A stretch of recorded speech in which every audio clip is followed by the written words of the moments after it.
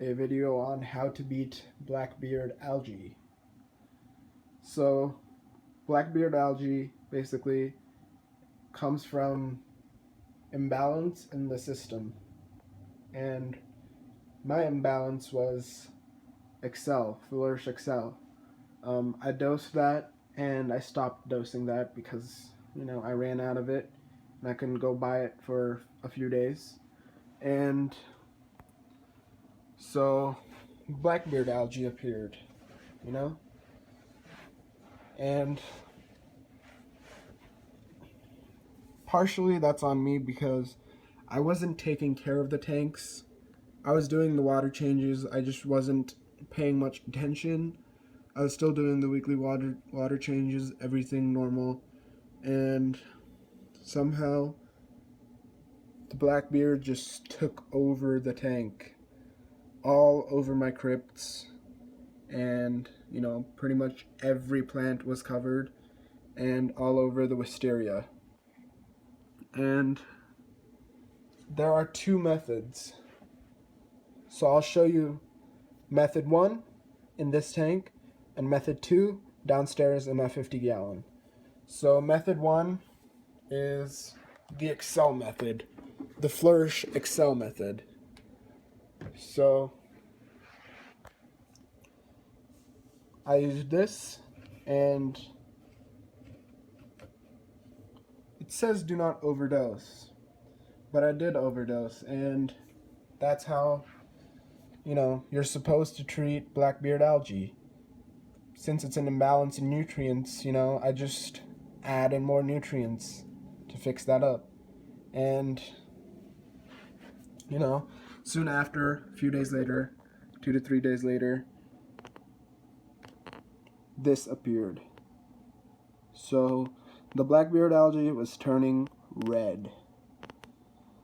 Still a little bit red, some parts.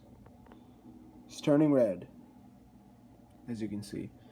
And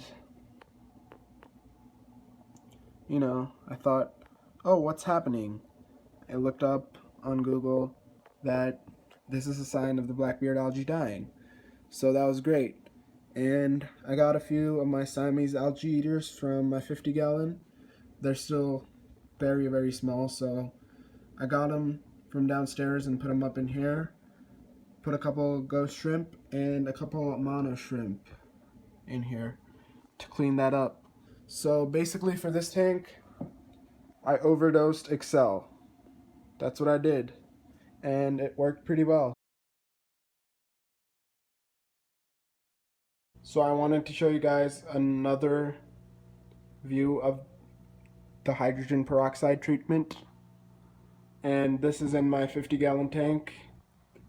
So for this tank I did the hydrogen peroxide dip, and the results were amazing. So the Blackbeard algae did immediately die, but there's a but, huge but, kill a lot of leaves. So the red tiger lotus was severely affected. Every leaf that was on there died. The crypts, I threw the old leaves away because the algae just wasn't going away. And the Anubias, the leaves died. The Bacopa I just trimmed because it had some leaves that I didn't like, so I just trimmed a part of it, and has done pretty well growing back. So the most affected was the Anubias, and there's an empty spot right here where the Amazon sword was, and the Amazon sword did not pass because could not get the algae off, so I had to throw it in the trash. That was the most saddening part of this whole thing. And actually the crypts have recovered very well. They're sending out new runners now, so they are recovering. The red tiger lotus is coming back, Bacopa is coming back, and hopefully the Anubias comes back. Hopefully. That's all I can say. Um, Hydrogen peroxide dip. I just got one of those bottles from Walmart.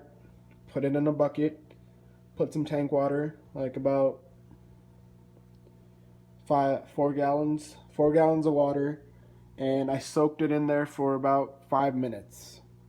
And the results were pretty good at first, but then the leaves started melting, everything started dying. But I'm glad it has worked.